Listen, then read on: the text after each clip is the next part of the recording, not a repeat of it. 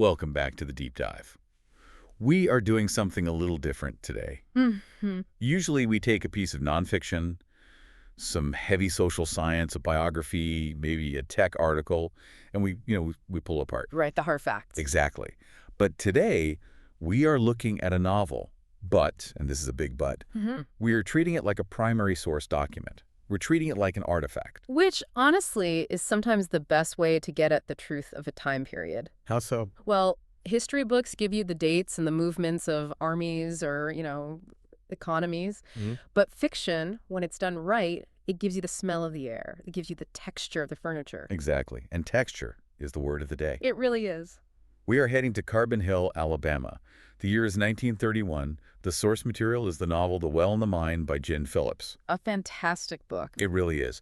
Now, before we even get into the plot, and there is a plot, a mystery that starts on page 1, I want to talk about the visual aesthetic here. The cover. Yes, the cover art.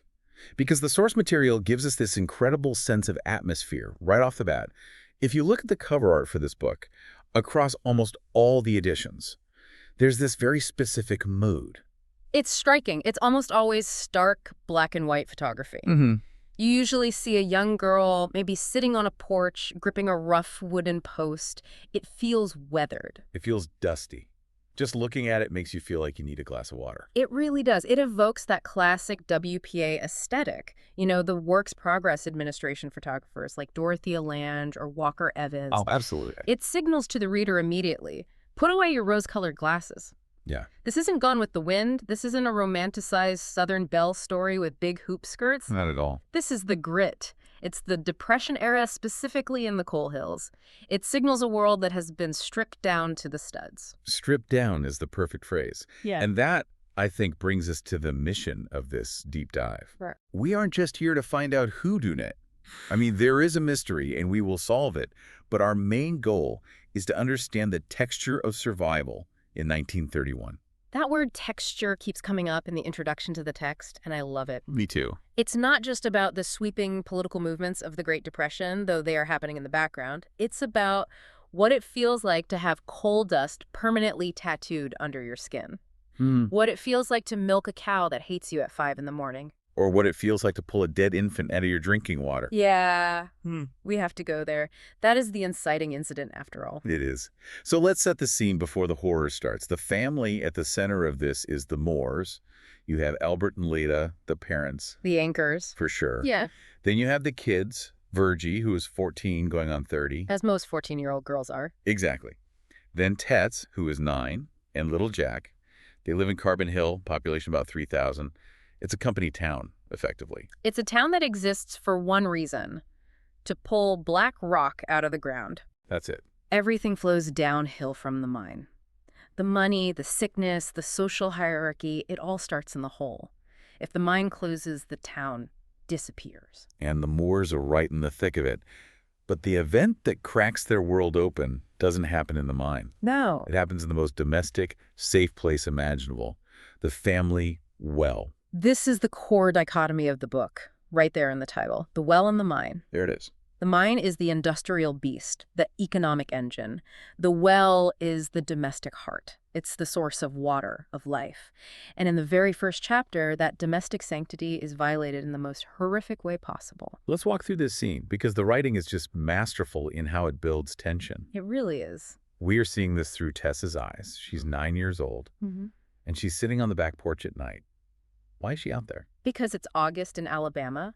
And if you've never been to the Deep South in August, it's hard to explain the weight of the air. It's a physical thing. It's oppressive. The house holds the heat from the day like an oven, so she's sitting outside on the floorboards because they are slightly cooler.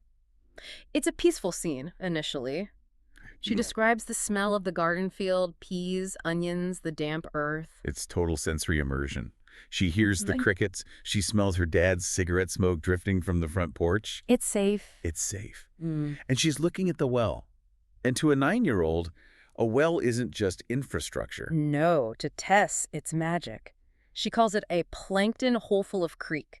She imagines mermaids living down there. Wow. It's a source of wonder. It's where she goes to daydream. And then out of the darkness, and she emphasizes how dark it is, pitch black, the kind of black you'd smash your face into like a wall, a woman appears. And notice the description. This isn't a ghost story, though. Tess, she thinks it might be later. This is a flesh and blood woman. Mm. But the way Tess describes her movement is chilling. Mm-mm. She's not running. She's not frantic. She's efficient. That's the scary part. Tess describes her as solid and broad-shouldered. She compares her shoulders to a man's. This is a woman who knows hard labor. Right. She walks up to the well and she lifts the cover.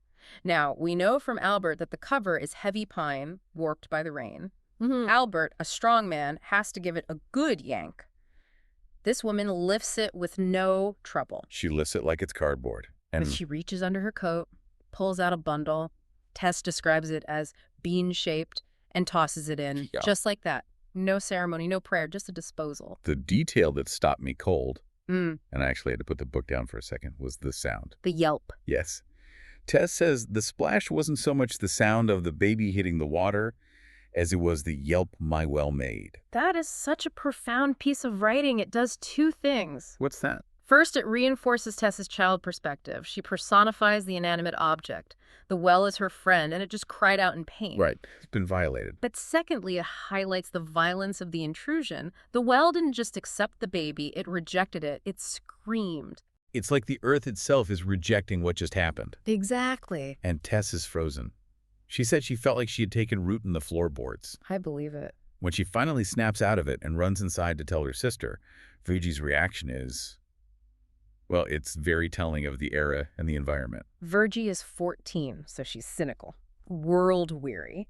She dismisses it immediately. Quit telling stories, she says. Yeah. But watch what she offers as an alternative explanation. She says, somebody might have thrown some garbage or something in there out of spite. Out of spite. That phrase stuck with me. Think about what that implies about their community. It's bleak. Virgie thinks it is entirely plausible that a neighbor would hike through the woods in the pitch black just to contaminate their water source with trash, purely for meanness. That's incredible. It suggests a baseline level of petty cruelty and friction in the town. That feels like a very hard way to live. Assuming your neighbors are out to poison your well with garbage. It is. But that's the hardness of the times. However, Virgie refuses to believe it's a baby. That's too far. That breaks the rules of the world too much. But Albert, the dad, he listens. He doesn't panic, but he checks. It's too dark to see anything that night. But the next morning, this is the part that is hard to read. Lita, the mom, goes to draw water. Routine. That's Lita's superpower. The world might be ending, but the corn needs water for lunch. She lowers the bucket. And she hits something. A blanket. A blanket. And she knows. In that split second, the domestic routine is shattered. And look at her reaction. She doesn't scream. She doesn't faint. No. She walks to the store and buys a new bucket. She replaces the bucket. That is such a specific, practical response. It's a survival response. Yeah. She knows instantly that the old bucket is tainted. It touched death. Right. It can never carry water for her children again. Yeah. It's a practical, almost clinical response to trauma. We have to get the baby out, and we're going to need a clean bucket to live our lives afterwards. She absorbs the shock and immediately pivots to, what do I need to do to keep this family running? So the retrieval scene is where the mind skills come into the well. Albert has to take over. This is Albert's domain, the dark. Right. He's the only one who knows how to navigate a vertical shaft without light. He talks about shining the light in a specific way to cut through the gloom. He uses grappling hooks and netting tools he probably adapted from his work underground. Yeah. He turns the family well into a mining operation for an hour. And they pull it out. A baby boy, dead. And Tess sees it. She sees the arm, a tiny pale arm hanging over the edge of the bucket. Ugh. That image burns into her brain. It's the end of her childhood right there. The psychological fallout for Tess is immediate. She stops imagining mermaids. The fantasy is dead. Now she has nightmares. She dreams she's diving into the well and the baby is there. And she describes the baby as having black holes where eyes should be. That image is terrifying. Black holes where eyes should be. It's the void. It's not just a dead body, it's an accusation. She feels the baby is haunting her. Like it's asking for help. Exactly. It connects back to that phrase, don't throw the baby out with the bathwater. Tess actually thinks about that.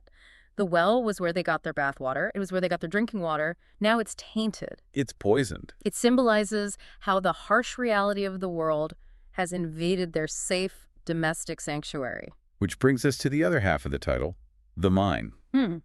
Because if the well is where the trauma landed, The mine is where trauma is manufactured daily. It's the engine of their suffering and their survival. Albert works in Galloway Mine number 11, and Gin Phillips describes the mine not just as a workplace, but as a beast that eats people. Albert describes himself as being stained with dark. That's such a poetic way to put it. It's literal and metaphorical. He says the coal dust is caked in the creases of his elbows, under his fingernails, but also deep down my throat. So he tastes this. He tastes it. He coughs it up in the middle of the night. It's a physical invasion of the body. You don't just work in the mine works its way into you. And the physical toll is staggering. He's like a walking medical chart. Oh, let's list them, because it really paints a picture of what work meant in this context. Go for it. Broken jaw, broken ribs, broken ankles, a torn back, a weak right eye from a stray rock. This is a man in his 30s or 40s who has the medical history of a car crash survivor. And the blue scars. I'd never heard of that before reading this. It's a very real thing. It's a marker. When you get a cut underground, and you always get cuts, jagged rock, slipping tools, Totally. the coal dust gets into the open wound immediately. When the skin heals over, the dust is trapped inside the scar tissue. It creates a permanent blue tattoo. So you can look at a man's hands or face in line at the grocery store and know instantly he's a miner? You can't hide it. It marks you as part of the underclass. It marks you as someone who trades their body for coal. It's a brand. It's a brand. Exactly. But beyond the injuries, there's the economic unfairness. There's a header in our notes from the source material. No pay for slate. Can we break this down? Because this feels like the core injustice of their lives. It is the sharecropping of the industrial age. Yeah. It's just brutal. Here's how it works. Miners were paid by the ton, but not a ton of material, a ton of pure coal. Okay. But geology doesn't care about paychecks. Coal seams aren't clean lines. They are sandwiched between slate, rock, and shale. So Albert goes down, he blasts the wall, and a pile of rubble comes down. Right. Maybe that pile is 60% coal and 40% slate. He has to spend hours physically lifting the slate, moving it, separating it, and loading the coal. And he only gets paid for the coal. He gets paid for the coal. He gets paid zero for the hours he spent moving the slate. So if he hits a slatey patch, he could work twice as hard as the day before and make half the money. Exactly. The risk of the geology is entirely shifted onto the worker. The company takes the profits, but the miner takes the bad luck. That's just designed to keep them desperate. It is. It keeps them desperate. If you have a slate day, you don't eat as well that week. It's that direct. And yet Albert doesn't come home angry. Or at least he doesn't bring the anger into the house. He compartmentalizes. This is his heroism. He leaves the dark underground. When he comes up, he goes to his garden. The garden seems to be the antidote. It is. He talks about the sensory shift. The mine smells of afterdamp, which is a mix of gases left after an explosion and sulfur. It's the smell of death and chemistry. Right. The garden smells of tomato vines and moist earth. He eats tomatoes like apples, letting the juice run down his chin. He is desperate to consume life to counteract the deadness of the mine. He's trying to wash the taste of coal out of his mouth. And he protects Jack, his son. He doesn't want Jack to ever go down there. He wants the mine to stop with him. He's building a firewall between the mine and the well. While Albert is holding up the sky in the mine, Lita is the bedrock at home. And frankly, her job sounds just as hard. Harder in some ways because it never ends. A miner's shift ends. A mother's shift in 1931 never ends. Good point. She wakes up at 5:30 a.m., making biscuits in the dark. Because electricity costs money. She says the bulb is too harsh, but really it's economy. She knows the dough by feel. The text says it feels soft, like a child's cheek. That comparison dough to a child's cheek is so tender, but it's in this context of grueling labor. She's a master of efficiency. She uses slab butter. Do you know what that is? I assumed it was just a block of butter. It's cheap, hard butter, not the soft churn stuff. Why? Because the kids can't smear it as thick. Oh, wow. If the butter is hard, you use less. If you use less, you save a nickel. That is the level of calculation going on in her head every single meal. And the canning day description, it sounds like a marathon. It is. It's 100 degrees outside. Mm-hmm. You have a wood stove boiling water inside. You are peeling bushels of peaches or tomatoes. Mm-hmm. The steam, the heat, the sticky sugar. It's just brutal. But she does it because if she doesn't, they starve in January. It's not a hobby. It's survival. And then there's Moses. Moses the cow. I love that the cow is named Moses and that she is, quote, mean. It adds such a layer of reality. In a lot of pastoral fiction, the animals are docile friends. Right. They're always gentle. In Carbon Hill, the cow tries to kick you. Leda has to approach her from the side, dodge the hoof, and get the milk. It's a battle. The cow wants to hurt you, the mine wants to crush you, the well has a dead baby in it. And yet Leda makes biscuits. She keeps going. So you have this solid foundation, Albert and Leda, but then you have the girls, Virgie and Tess, who decide they're going to solve this mystery. This is where we get into the theme of innocence versus experience. Tess is the innocent one. She's 9. She wants to help the baby ghost. But Virgie is 14, nearly 15. She's right on that cusp of womanhood. There's this great detail about the cicada shells. Yes. This is one of my favorite metaphors in the book. Virgie collects these empty insect shells. She used to wear them as jewelry pinned to her dress. Rows of bugskin. It's rows of them. It's a little grotesque, but to a child, it's beautiful. But now she's realizing she's too old for that. Right. She says, since she'd be going to the high school next year, she wouldn't wear them to school no more. It's a shedding of her own skin. Exactly. The cicada leaves its shell to become something else. Virgie is leaving her childhood shell. But notice, she doesn't throw them away. Oh, that's interesting. She keeps them in a box under her bed. She's not quite ready to let go completely. She's in the transition. But she still gets pulled into this investigation. It's actually Aunt Celia who sparks it. Aunt Celia is a fantastic character. She's the eccentric aunt who believes in spirits. She spits snuff. She does? She tells the girls that if Tess is dreaming about the baby is calling to her. She says they have a responsibility to give the baby a name, to put his spirit to rest. Which appeals to Virgie's growing sense of duty. So she comes up with the plan. It's very scientific for a teenager. Very methodical. They make a list. A list of every woman in town who has had a baby recently. It's a logical approach to a supernatural problem. They figure the baby was about so many months old. Let's find the mothers. Let's eliminate the ones who still have their babies. Whatever mother is left without a baby, that's our murderer. And they assume this woman must be a monster. Right. They think she must be crazy or evil. They expect to see it on her face. They are looking for a witch.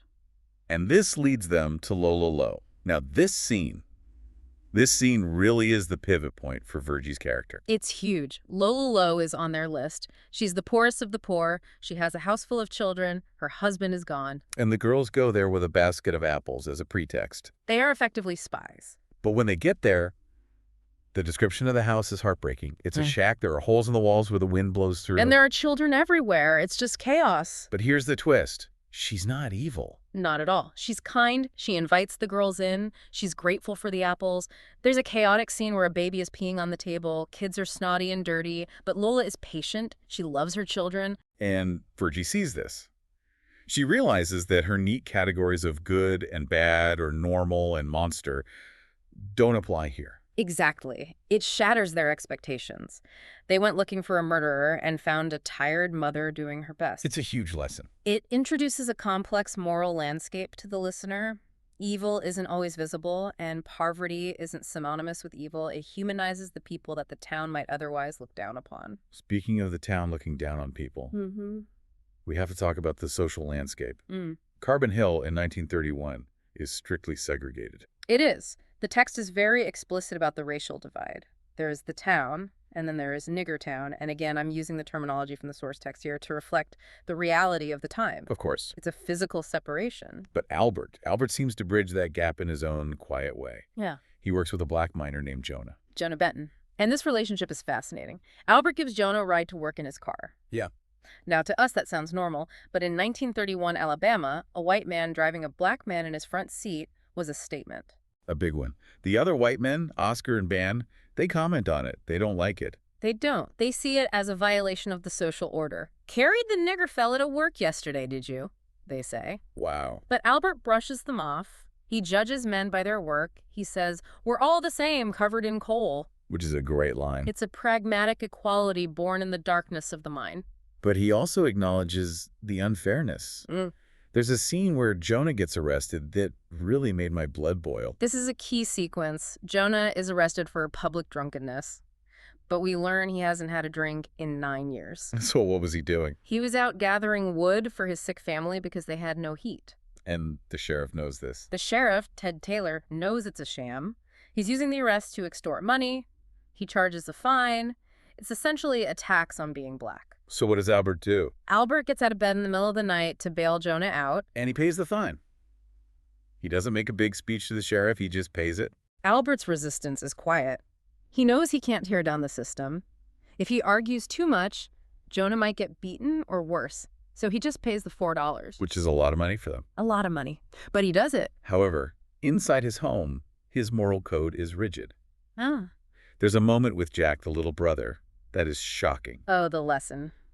Jack sees Albert leaving to bail out Jonah, and Jack uses a slur. He asks why he uses the N-word, and he says he hates them. And Albert reacts instantly. He physically disciplines Jack. He slacks him. It's shocking in its speed. Albert is a gentleman, usually. Right. But then he explains, God don't allow for hating people. It's a powerful moment. Yeah. Albert doesn't lecture on politics, but hate is forbidden in his house. It emphasizes that racism is learned. Jack is picking this up from other boys, from the culture. And Albert is stopping it. Albert is actively fighting that toxicity within his own family. He is trying to raise his son to be better than the world outside. He's saying the world might be like that, but in this house we are not. Which brings us back to the mystery.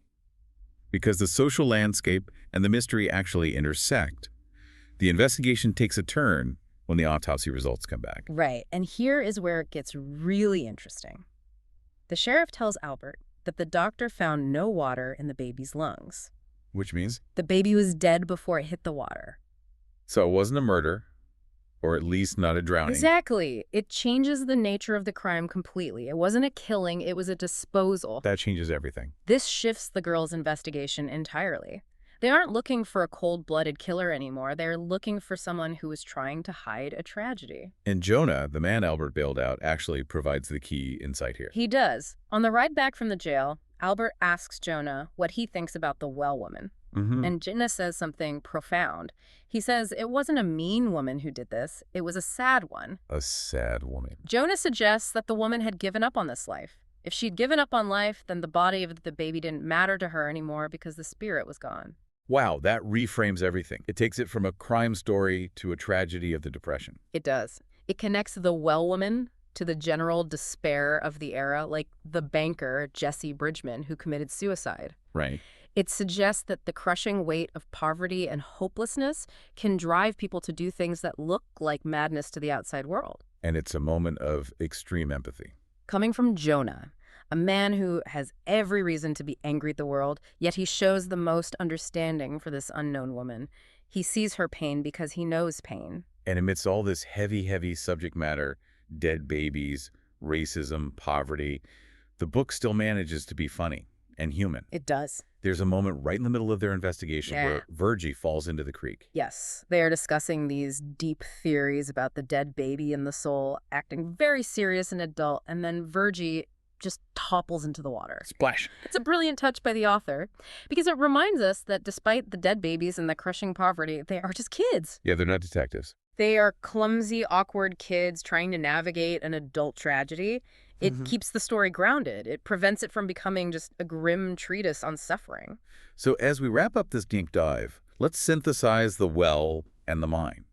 We have the domestic sphere tainted by death and the industrial sphere that consumes the men. Both are places of danger, but also of sustenance. The well gives water.